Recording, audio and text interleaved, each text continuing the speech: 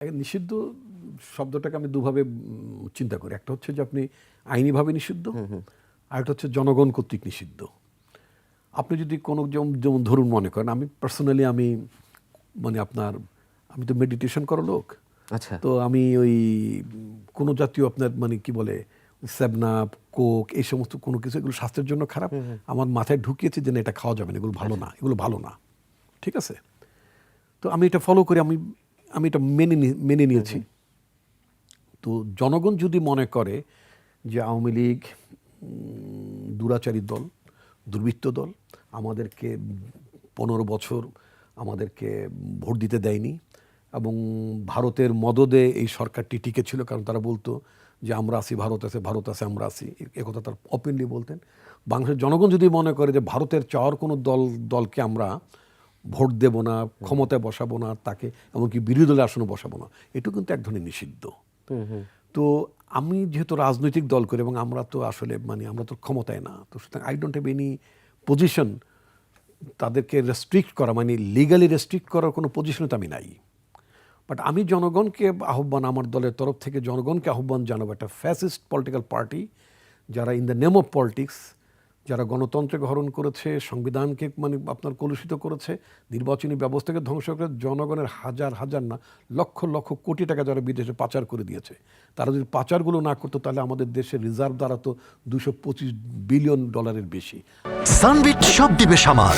Sunbit magic press dishwashing এর মাথা ঘোরানো সলিউশন।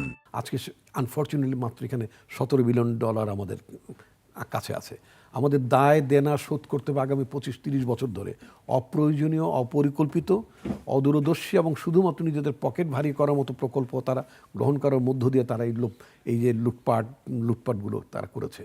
এমনি একটি রাজনৈতিক দল আবার কামব্যাক করবে, এটা নিঃসন্দেহে তো আমরা চাইবো না। সেটা বিরোধী দলের আসনেও তারা বসুক, সেটাও আমরা চাইবো না। জার্মানে যে আপনার ফ্যাসিস্ট মানে পার্টি, যে আপনার নাজি পার্টি, সেই নাজি পার্টি আইন দ্বারা যেমন নিষিদ্ধ হয়েছে, ওখানে তো আপনার হিটলারের পার্টির নামই মুখে উচ্চারণ করা রীতিমতো আইনি অপরাধ। বাস্তবতা হচ্ছে এটা। আপনি যে ইউরোপকে গণতন্ত্রের দেশ বলে বলেন, সেই ইউরোপেও তো এই ব্যবস্থা আছে। সুতরাং এটা সরকারে যারা আছেন তারা সিদ্ধান্ত নেবেন। আমরা পলিটিক্যালি আমাদের আহ্বান থাকবে যে আপনার মানে স্বৈরাচার যাতে পলিটিক্যালি রিহ্যাবিলেট না হয়, এটা নিঃসন্দেহে আমরা রাজনৈতিকভাবে চাইব। আপনি বলছিলেন যে জনগণ যদি চায় তাদেরকে প্রত্যাখ্যান করবে।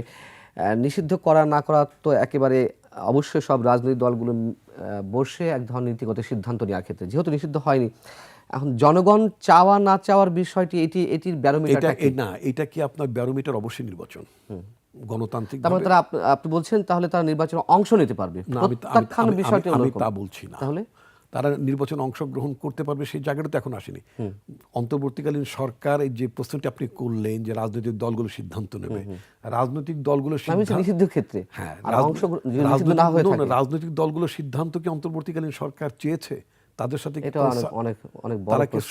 সরকার কি তাদের সাথে কনসাল্ট করেছে? সরকার তাদের সাথে কনসাল্ট না করে যদি সরকারের আশেপাশের কোনো লোকজন যদি বলে যে বিএনপি এইটা চায়, বিএনপি আওয়ামী লীগকে রিহ্যাবিলেট করতে চায়, এই সমস্ত বাজে বাকওয়াস কথাবার্তা বলার কোনো পরিবেশ আছে, কোনো সুযোগ আছে? I would like to say this is বাকওয়াস কথাবার্তা।